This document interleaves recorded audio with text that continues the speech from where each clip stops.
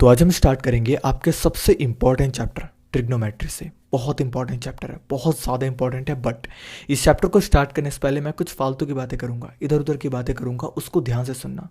सबसे पहले मैंने एक चीज़ लिखी, कुकिंग। अब कुकिंग का मतलब क्या होता है? आप में से काफ़ी बंदे कहेंगे कि यार मेरी मम्मी ने जब खाना पका रही होती है उसको हम लोग कुकिंग कहते हैं। सही जवाब। बट जैसे मान के चलो कि आपकी मम्मी गई आज बाजार, वहाँ से लेकर के आई आपके लिए पनीर। अब आपसे पूछ रही हैं कि बेटा शाही पनीर खाओगे, मटर पनीर खाओगे, भुर्जी वाली पनीर खाओगे, किस टाइप की पनीर खाओगे? आपने कहा कि मम्मी मेरे को शाही पनीर खानी है। तो मम्मी ने क्या कहा, एक कढ़ाई ली, उसको जलाया, उसके अंदर शाही पनीर बनाई, आपको दे दी, आपने उसको खा लिया। यह होता है आपका पूरा कुकिंग का प्रोसेस। वैसे ही आपका होता है एक ट्रिग्नोमेट्री। मैंने यहाँ पे कुकिंग का एग्जाम्पल क्यों लिया, मैंने आपको ट्रिग्नोमेट्री चैप्टर के अंदर कुकिंग के बारे में क्यों बताया? इस चैप्टर में आगे बढ़ते बढ़ते बढ़ते बढ़ते पूरी चीज़ आपको समझ में आएगी, क्योंकि ट्रिग्नोमेट्री को लेकर के यूट्यूब पे जाओगे तो लाखों नहीं, करोड़ों नहीं, अरबों में लेक्चर्स हैं। लेकिन मेरे पढ़ाने का तरीका थोड़ा सा अलग होगा। हो सकता है कि काफ़ी बंदे कॉपी को देख करके चले गए हों, बट जाने दो। मेरा मेन फोकस है उन बच्चों पे जो कि यहाँ पे कॉपी को देख करके नहीं, कि यार स्मार्ट बोर्ड नहीं है, एनिमेशन नहीं है, जो सिर्फ कॉन्सेप्ट पे ध्यान देंगे, उनके पर मेरा मेन फोकस है। ठीक है, तो यहाँ पर एक चीज़ लिखी हुई है आपकी ट्रिग्नोमेट्री। अभी कुछ मत सोचना, कुछ मत सोचो, यहाँ पर सोचो ट्रिग्नोमेट्री लिखी हुई है। मैं थोड़ा सा आपको पीछे लेकर के चलता हूँ। ये लाइन पढ़ो, branch of mathematics which deal with the problem related to right angle triangle. ये राइट एंगल ट्राइंगल आपने पहले कभी सुना है? यस, मैंने सुना है। आप कहोगे कि मैंने सुना है, क्योंकि आपको 8, 9, 10 में कहीं ना कहीं आपने राइट एंगल ट्राइंगल का नाम सुना होगा। और नहीं सुना तो समझ जाओ कि यार आपने फिर 8, 9, 10 पढ़ी ही नहीं है। मैं नहीं कह रहा कि आपको राइट एंगल ट्राइंगल के बारे में पता है, नहीं पता, मैं सब आपको बेसिक से क्लियर कराऊंगा। लेकिन नाम तो सुना होगा ना। तो नाम सुना तो बहुत अच्छी बात है, क्योंकि यही आपका ट्रिग्नोमेट्री में सबसे ज़्यादा रिलेट करता है। यहाँ पर मैंने एक डायग्राम बना रखा है। ये डायग्राम क्या आपका राइट एंगल ट्राइंगल है? आप में से काफ़ी बंदे कहेंगे कि यार राइट एंगल ट्राइंगल है। नहीं, ये तब तक आपका राइट एंगल ट्राइंगल नहीं माना जाएगा जब तक कि ये 90 डिग्री ना हो। ये वाली चीज़ जब तक आपकी 90 डिग्री नहीं होगी तब तक आपका ये राइट एंगल ट्राइंगल नहीं माना जाएगा। वैसे मैंने यहाँ पे एक चीज़ लिखी आपकी ए, बी और सी, इसके नाम रख दिए मैंने। इसके बाद ये वाली जो साइड होती है आपकी होती है परपेंडिकुलर, ये वाली साइड होती है आपकी होती है बेस, ये वाली साइड होती है आपकी होती है हाइपोटेनियस। ये आपको नहीं पता था तो लिख लो, ये मैंने नहीं बनाया भाई, किसी और बंदे ने बनाया था, उसका नाम आपको बताऊंगा अभी। ठीक है, तो ये है परपेंडिकुलर, ये है आपका बेस और ये आपके हाइपोटेनियस। इसका एक फॉर्मूला है। क्या फॉर्मूला? अगर मान लो कि आपको परपेंडिकुलर दिया गया और आपको बेस दिया गया, आपको कहा जाए कि हाइपोटेनस निकालना है, तो उसका एक फॉर्मूला है कि ए बी का स्क्वायर प्लस बी सी का स्क्वायर इज इक्वल टू ए सी का स्क्वायर, जो कि पाइथागोरस थ्योरम होती है, आपने पढ़ी होगी, पाइथागोरस फॉर्मूला मान सकते हो। इसके बाद ए बी के स्क्वायर को मैं परपेंडिकुलर का स्क्वायर लिख सकता हूँ, क्योंकि वही चीज़ आपको लेनी पड़ेगी। बी सी के स्क्वायर को मैं यहाँ पे बी का स्क्वायर यानी कि आपका बेस का स्क्वायर लिख सकता हूँ। ए सी के स्क्वायर को मैं यहाँ पे हाइपोटेनस का स्क्वायर लिख सकता हूँ। जैसे मैंने यहाँ पे मान लो परपेंडिकुलर ले लिया आपका 2, कि हमें परपेंडिकुलर दिया गया था 2, बेस दिया गया था 3। अब मैं आपको कहता हूँ कि परपेंडिकुलर बेस, इन दोनों को ले करके आपको हाइपोटेनस निकालना है, जो कि आपको नहीं दिया गया। कैसे निकालोगे? आप कहोगे कि यार कुछ नहीं है, 2 का स्क्वायर मार, 3 का स्क्वायर मार, आ जाएगा तेरे यहाँ पे 13। कैसे? 2 का स्क्वायर होता है आपका 4, 3 का स्क्वायर होता है आपका 9। जैसे मैं आपको बता दूँ 2 स्क्वायर कैसे निकालते हैं, 2 × 2 इज इक्वल टू 4। ठीक है, प्लस में 3 × 3 इज इक्वल टू 9। तो ये हो गया आपका यहाँ पे 9, 4, 13। तो ये था आपका सबसे पहली बात, पाइथागोरस थ्योरम, जो कि राइट एंगल ट्राइंगल के अंदर आपकी आती है। लेकिन अगर मैं आपको यहाँ पे, जैसे मैंने आपको ऊपर बताया, अगर मैं आपको परपेंडिकुलर दे दूँ और बेस दे दूँ और कहूँ कि हाइपोटेनस निकालो, तो निकाल लोगे? यस, निकाल लोगे आराम से, अगर आपको हाइपोटेनस नहीं दिया गया। अगर मैं आपको कहूँ कि मैं आपको परपेंडिकुलर देता हूँ लेकिन बेस नहीं दूंगा, सिर्फ हाइपोटेनस दूंगा, तो क्या आप बेस निकाल लोगे? आराम से निकाल लोगे। अगर मैं आपको यहाँ पे परपेंडिकुलर नहीं देता, मैं आपको सिर्फ बेस और हाइपोटेनस देता हूँ, तो क्या आप निकाल लोगे? यस, निकाल लोगे। कैसे? थोड़ा सा आगे बढ़ते हैं, कुछ इंपॉर्टेंट बातें आगे। ठीक है, ध्यान से सुनना, सीधी कॉपी है, सीधी है। यहाँ पर मैंने फिर एक राइट एंगल ट्राइंगल बनाया। इसके बाद यहाँ पर आप लोग देख सकते हो P square plus B square is equal to H square. लेकिन यहाँ पर अगर मैं आपसे कहूँ कि एच हमें निकालना हो तो उसका फॉर्मूला क्या होगा? तो ये फॉर्मूला आप अच्छे से लर्न कर लो कि देखो अगर यहाँ पे सिंपल सी बात है, पी स्क्वायर था प्लस बी स्क्वायर था इक्वल टू एच स्क्वायर था। जब यहाँ पे आपका एच का जो स्क्वायर वाली चीज़ है, मैंने आपको कहा है कि मेरे को सिर्फ हाइपोटेनस चाहिए, हाइपोटेनस का स्क्वायर नहीं चाहिए, मुझे सिर्फ हाइपोटेनस निकालना है। तो उस कंडीशन में अगर आपका स्क्वायर इस साइड आता है ना, जैसे ये स्क्वायर अगर आपका इस साइड आता है तो उसके ऊपर ऐसा यहाँ पे आपका रूट जो है वो लग जाएगा, ये आपका फिक्स है। तो अगर आपको हाइपोटेनस निकालना है तो उसका एक फॉर्मूला निकलता है h इजकल टू में P square plus B square, ऊपर में अंडर रूट आपका आ जाएगा। वैसे ही अगर मैं आपसे कहता हूं कि मुझे परपेंडिकुलर निकालना है तो परपेंडिकुलर निकालने का एक फॉर्मूला आपको दिया गया है जो कि आपका H square minus B square under root, ठीक है। वैसे अगर मैं आपको कहता हूं कि मुझे, ये तो गलती से लिख दिया था मैंने, सिर्फ बेस निकालना है, सिर्फ बेस का स्क्वायर नहीं, सिर्फ बेस निकालना है, तो उस कंडीशन में अंडर रूट मारो, H square minus B square, इधर उधर करते हुए आपका जो है कंप्लीट हो जाता है। तो ये फॉर्मूला आपका जो है वो इंपॉर्टेंट है, इसको लर्न कर लेना, अभी काम आएगा, अभी नहीं आएगा, थोड़ा सा आगे चल के काम आएगा। इसके बाद मैंने यहाँ पे कुछ आपके स्क्वायर रूट लिखे हुए हैं, ठीक है। 1 का स्क्वायर है आपका यहाँ पे 2 इंटू में 2 4, 3 का स्क्वायर आपका 3 इंटू में 3 9। तो इस तरीके से मैंने आपके 26 तक लिखे हुए हैं।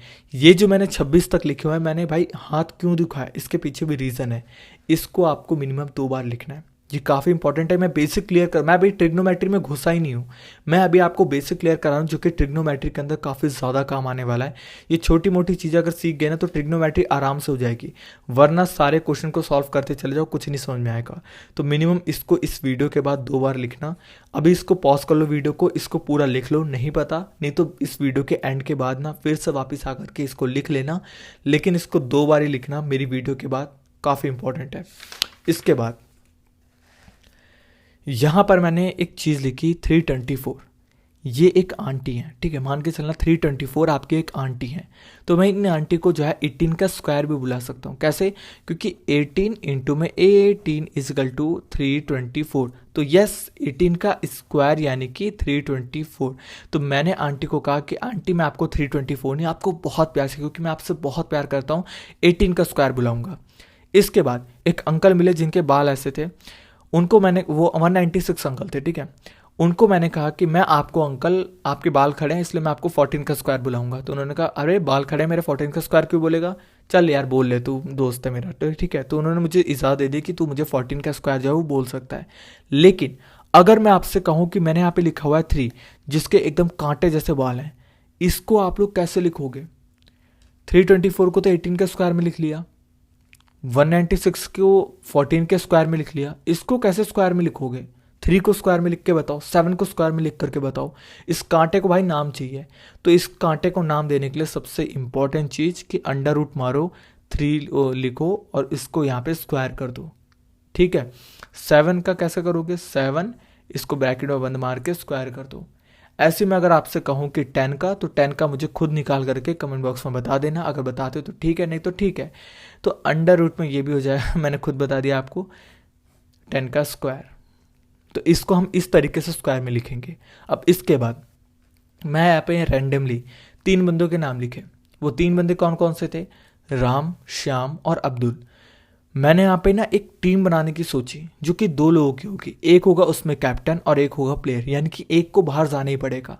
तो मैं कितने पेयर बना सकता हूँ, यहाँ पर आपसे पूछा गया, मान लो 3 बंदों के नाम आपको दिए गए सिलेक्शन के लिए, आपसे बोला गया है कि आपको एक को कैप्टन बनाना है, एक को आपको प्लेयर बनाना है, लेकिन आप ये बताओ कि कितने पेयर बना सकते हो सकता है कि आप राम को अब्दुल के साथ रखना चाहो, हो सकता है कि आप राम को श्याम के साथ ही रखना चाहो, श्याम को और अब्दुल को रखना चाहो, राम को हटाना चाहो। तो इस कंडीशन में आपको बताना है कि कितने पेयर बन सकते हैं। तो सबसे पहला पेयर बनेगा राम और श्याम का, एक पेयर बन गया। एक पेयर बनेगा आपका राम और अब्दुल का, हो सकता है कि राम को कैप्टन रखा जाए, अब्दुल को यहाँ पे प्लेयर बना दिया जाए। हो सकता है कि आपके अब्दुल को कैप्टन बना दिया जाए और राम को जो है वो प्लेयर रखा जाए। ये भी हो सकता है कि अब्दुल को कैप्टन नहीं रखा जाए लेकिन श्याम को ले ले वो प्लेयर के रूप में, ये भी चीज का ध्यान दो। हो सकता है कि आपका श्याम कैप्टन बन जाए और राम को कहे कि भाई तू आजा मेरे साथ प्लेयर में। वैसे ही अगर मैं यहाँ पे लेके चलूँ एक और चीज को, श्याम कहेगा कि यार मैं कैप्टन बन जाता हूँ, राम को हटा। सबसे इंपॉर्टेंट है अब्दुल को मैं लेके चल रहा हूँ अपने प्लेयर के रूप में, ठीक है। तो 3 लोग थे, दो लोगों का पेयर बनाना था, यानी कि दो लोगों का जोड़ा बनाना था, तो 6 पेयर आपके बनेंगे, यानी कि 6 रेशियो आपके निकलेंगे इसके, क्योंकि इसको हम लोग ऐसे भी लिख सकते हैं राम रेशियो श्याम, राम रेशियो अब्दुल, इस तरीके से भी आपका जो है वो लिख सकते हैं। अभी मैं बेसिक की बातें कर रहा हूँ, मैं उड़ी उड़ी बातें कर रहा हूँ, अभी हम मेन चीज़ पे आए ही नहीं है। वैसे ही मैंने अगर यहाँ पे लिखा आपका ए बी और सी, इसको मैं कितने रूप में लिख सकता हूँ? इसको मैं पहले रूप, जैसे मैं आपसे कहूँ कि इसको आपको मतलब डिवाइड के फॉर्म में लिखना है, तो आप क्या करोगे यार, कहोगे कि सबसे पहला पेयर तो बनेगा ए और बी का, ठीक है, ए को मैं बी के साथ रख दूंगा नीचे, एक पेयर बनेगा आपका, ए ऊपर रहेगा सी नीचे रहेगा। दूसरी बात, एक और पेयर बनेगा, बी ऊपर रहेगा, ए को कहेगा मैं ए को भाई तू नीचे आ जा मेरे थोड़ा सा, ठीक है, नहीं तो तू हट जा, बी के साथ आ जाएगा सी यहाँ पर, एक ये हो गया।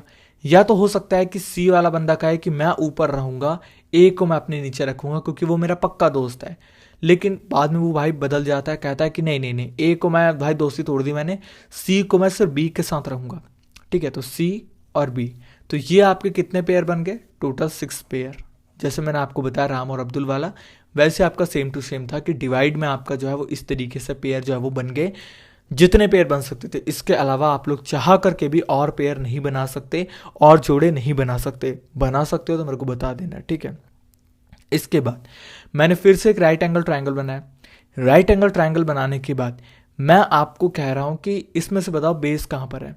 आप कहोगे कि यार भाई बेस तो नीचे ही होता है ना, क्या पूछ रहा है, क्या पगला रहा है, बेस आपका नीचे नहीं होता। रीजन, क्योंकि अगर मैं इस ट्रायंगल को ऐसे पलटा दूं तो बेस कहां चला गया, अब मैं इसको ऐसे पलटा दूं, भाई बेस कहां चला गया।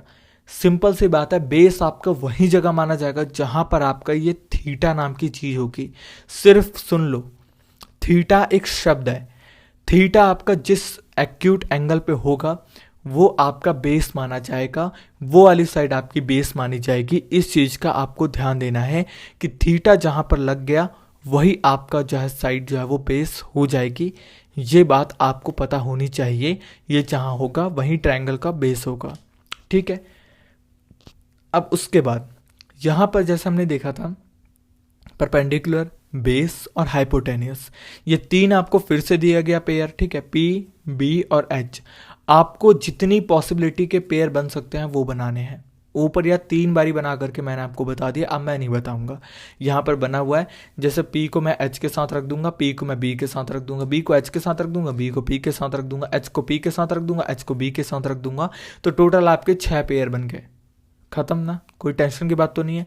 नहीं है तो रिवाइंड करके देख लेना एक बार, मैं वापस से रिपीट नहीं करा, नहीं तो वही बात हुई है कि यार तू फालतू में उसको क्यों खींच रहा लंबा, ठीक है।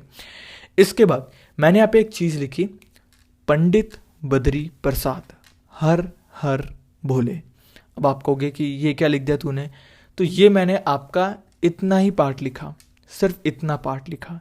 तो पंडित बद्री प्रसाद हर हर भोले, सोना चांदी तोले। अब इस सोना चांदी तोले कहाँ से आ गया मुझे नहीं पता भाई, सोना चांदी तोले तूने अभी तक नहीं बताया था। ये एस सी और टी कहाँ से आया? पी और एच का मान लिया, चल पी और बी का भी मान लिया, पी और एच का भी मान लिया मैं, लेकिन एस सी और टी ये क्या चीज़ है? तो एस सी और टी आपकी क्या चीज़ें हैं वो सुनो। जैसे आपका मान लो पी और एच 2 बच्चे हैं एक पिताजी के, उनकी माता जी नहीं है, ऐसा भगवान जी किसी के साथ ना हो, बट मान लो आप थोड़ी देर के लिए, तो पी और एच 2 बच्चे हैं जिनके सिर्फ और सिर्फ एक ही बाप है, वो है उनका मतलब उनको एक ही पालने वाला है, वो है उनका साइन थीटा, ठीक है। तो साइन थीटा उनके माता का नाम है या फिर पिताजी का नाम, जो भी नाम मानना है आपको मान लो, लेकिन उनके एक पिताजी का नाम है साइन थीटा, जिनके 2 बच्चे हैं पी और एच। वैसे ही जो ये सी है वो आपका है कॉस थीटा, यानी कि बी और एच इन दोनों के पिताजी का नाम है आपका कॉस थीटा। वैसे आपका जो पी और एच है ये आपका टेन थीटा इनके माता पिता का नाम है, जो कि फिक्स है, मैंने नहीं रखा, ये आपका पहले से फिक्स था, तो ये आपका हमेशा रहेगा।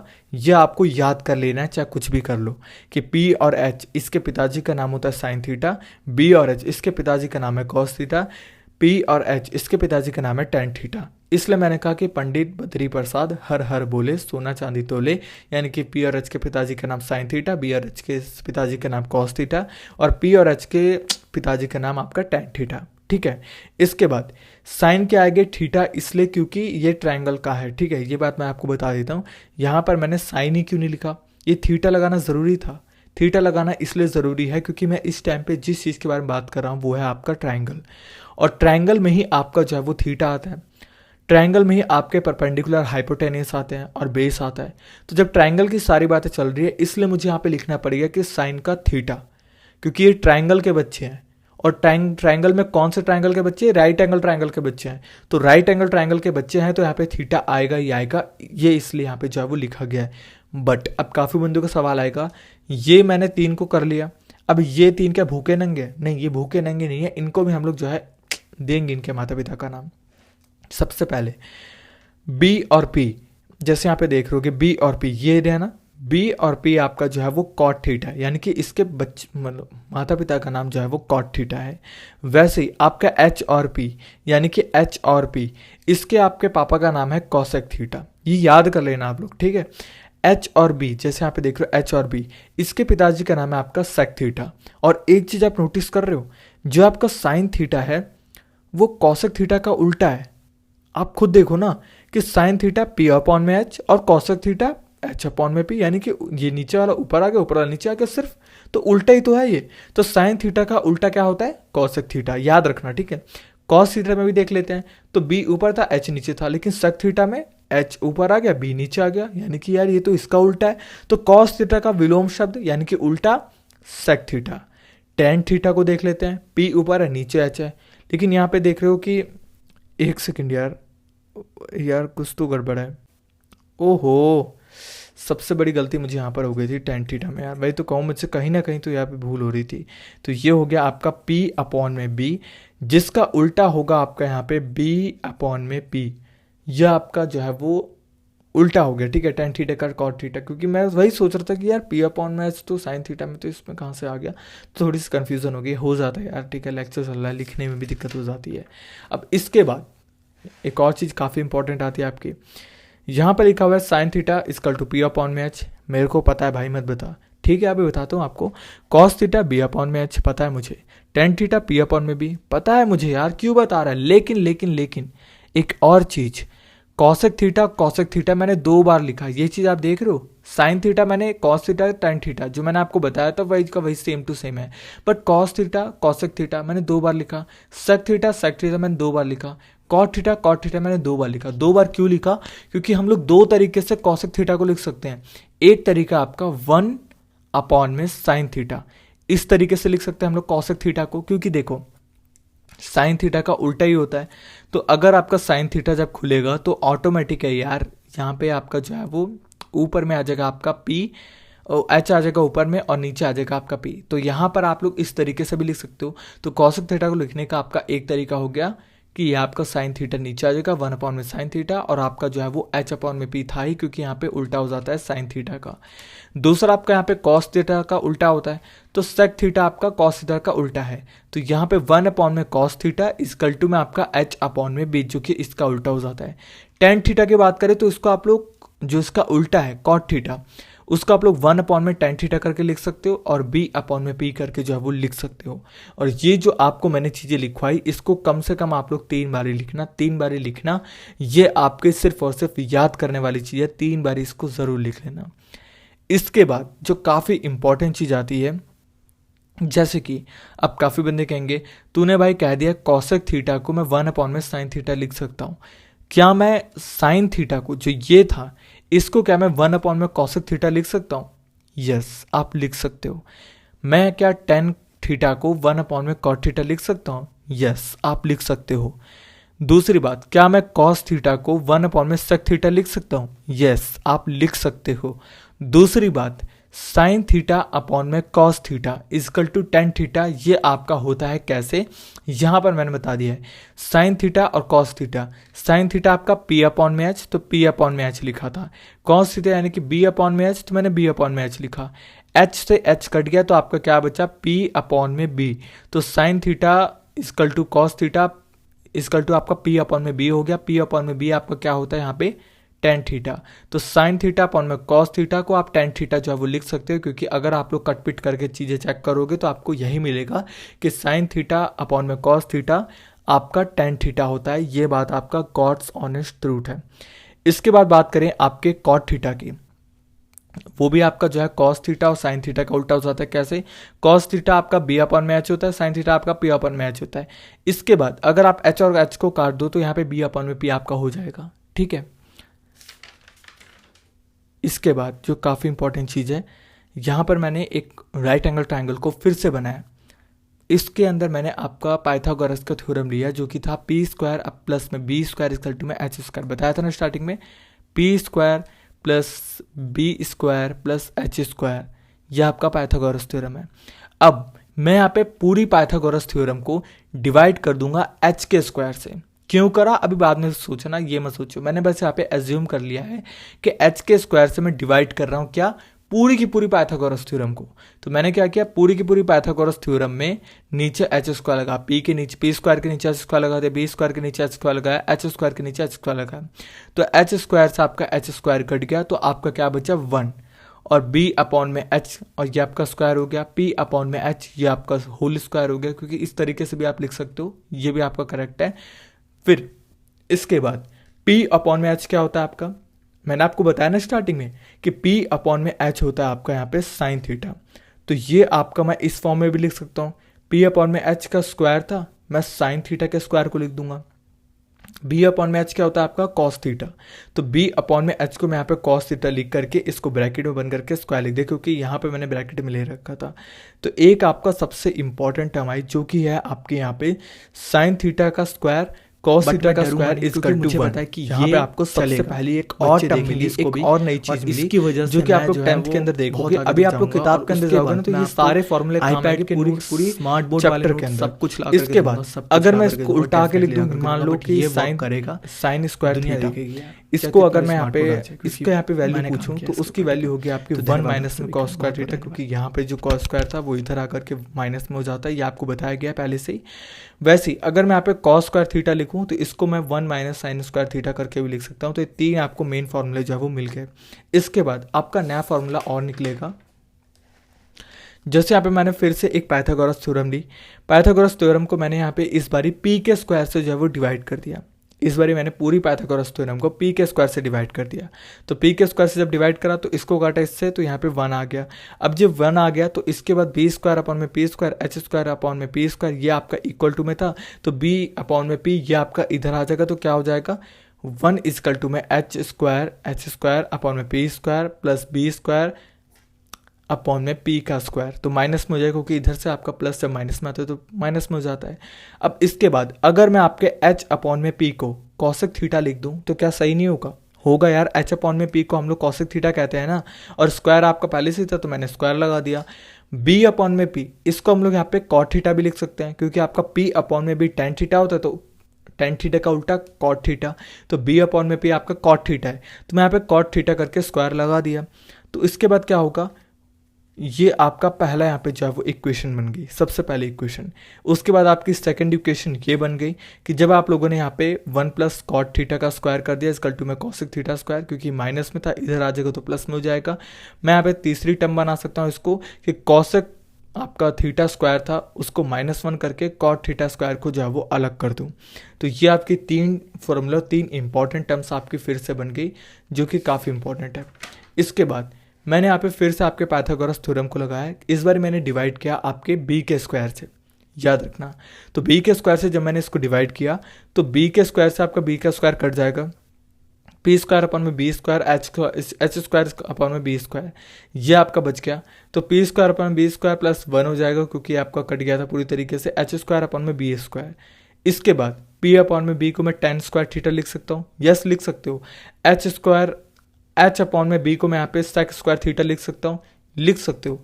तो यहाँ पे मैंने लिख दिया ऑटोमेटिक, पी अपॉन में बी, और स्क्वायर था यहाँ पे स्क्वायर था तो यहाँ पे स्क्वायर आ जाएगा, तो ten square theta plus 1 H upon में बी, और इसका स्क्वायर लगा हुआ है तो सेक स्क्वायर थीटा, ये आपका पहला फॉर्मूला हो गया। टेन स्क्वायर थीटा, यहाँ पे 1 इधर चला गया तो sec square theta -1, sec square theta minus tan square theta equal to 1। तो ये आपके तीन फॉर्मूले जो है वो फिर से निकल करके आ गए। ये फॉर्मूले आपको बहुत काम आएंगे जब आप लोग चैप्टर को स्टार्ट करोगे क्लास 10th के अंदर। इसके बाद मैं आपको एक सवाल देता हूँ, if sine theta is equal to 3/5 find value of all other trigonometric ratio. अब आप निकालो इसको, मतलब इसके अंदर आपसे पूछा गया है कि साइन थीटा की वैल्यू आपको दी गई है 3/5। आपको सारी ट्रिग्नोमेट्रिक रेशियो निकालनी। सारी ट्रिग्नोमेट्रिक रेशियो का मतलब cosec theta, cos theta, tan theta, cot theta, sec theta, सब कुछ आपको निकालना है। तो कैसे निकालोगे? सबसे पहली बात, साइन थीटा 3/5 हटाओ, सिंपल सी बात है। साइन थीटा को हम लोग p/h के फॉर्म में लिखते हैं। तो p आपका क्या होता है? परपेंडिकुलर, तो मैंने यहाँ पे 3 लिख दिया। h क्या होता है आपका? हाइपोटेनस, मैंने यहाँ पे 5 लिख दिया। क्वेश्चन मार्क लगा हुआ है आपके बेस वाली साइड में, यानी कि आपको इसको भी निकालना है। तो कैसे निकालोगे? सबसे पहले पाइथागोरस थ्योरम लगाओ। पाइथागोरस थ्योरम लगाई, ए बी का स्क्वायर प्लस बी सी का स्क्वायर इक्वल टू में ए सी का स्क्वायर। पाइथागोरस थ्योरम लगाई तो 3 का स्क्वायर प्लस हमें बेस नहीं दिया गया, तो क्वेश्चन मार्क में है बेस, और 5 स्क्वायर यानी कि h स्क्वायर यानी कि हाइपोटेनस हमें दिया गया था, तो उसका स्क्वायर कर दिया। तो आपका यहाँ पे बी सी का स्क्वायर यानी कि जो क्वेश्चन मार्क वाला पार्ट था, बी सी का स्क्वायर इक्वल टू में 25 हो गया, क्योंकि 5 5 जा 25, 3 3 जा 9। जब ये इधर आया तो माइनस में हो जाएगा ना, तो 9 यहाँ पे निकला तो आपका माइनस में आ गया। तो ये हो गया आपका बी सी इजकल टू में अंडर रूट का 16। अभी अंडर रूट का 16 क्यों हुआ? अब काफ़ी बंदे कहेंगे क्योंकि ये जो स्क्वायर था इसको मैं जब इधर यहाँ पे स्क्वायर यहाँ पे जब कटेगा तो यहाँ पे अंडर रूट आपका लगेगा ही लगेगा, इसलिए ये खाली आपका बी सी जो है वो अंडर रूट में आ गया 16 के। और 16 का अंडर रूट क्या होता है आपका? आपको पता नहीं है तो मैं आपको बता दूँ, स्क्वायर रूट जो भी आप लोग पढ़ करके अभी आ रहे हो कि 4 4 जा 16, और 4 का स्क्वायर क्या होता है आपका? 16। तो 16 को जब हमने अंडर रूट किया तो इसको हम लोग 4 भी लिख सकते हैं, ये बात आपको पता होनी चाहिए। तो BC की वैल्यू आपकी आ गई यहाँ पे 4, ठीक है। अब इसको आपको यहाँ पे सारी ट्रिग्नोमेट्रिक रेशियो निकालनी थी, तो कैसे निकालोगे? सिंपल है यार, कॉस थीटा को हम लोग b/h लिखते हैं। तो बेस क्या है आपका? यहाँ पे निकल करके आ गया 4, तो आपका यहाँ पे 4 हो गया बेस, हाइपोटेनस पहले से दी गया तो 5 हो गया, तो 4/5 का कॉस थीटा की वैल्यू निकल आई। तो आपका पहली आइडेंटिटी निकल आई। कॉसेक थीटा की बात करें तो h/p होता है, हाइपोटेनस दिया गया 5, परपेंडिकुलर आपको 3 दिया गया, निकल गया। कॉट थीटा b/p 4/3 हो गया। टैन थीटा की बात करें p/b 3/4 हो गया। सेक थीटा की बात करें h/b यानी कि 5/4, सिंपल। तो ये था आपका सबसे पहला लेक्चर, जिसके अंदर मैंने आपको कंप्लीट बताया कि क्या फॉर्मूले हैं, कैसे फॉर्मूले का इजाद हुआ। टेबल को भी समझेंगे बहुत इजी वे के अंदर, बट मैंने आपको जो जो मेन था कॉन्सेप्ट वो आपको समझा दिया। इसके बाद आप लोग ट्रिग्नोमेट्री को स्टार्ट कर सकते हो, करना चाहो तो अब आसान हो जाएगा आपके लिए, ठीक है। तो यहाँ पर इस वीडियो का एंड करते हैं। आप सभी का बहुत बहुत धन्यवाद।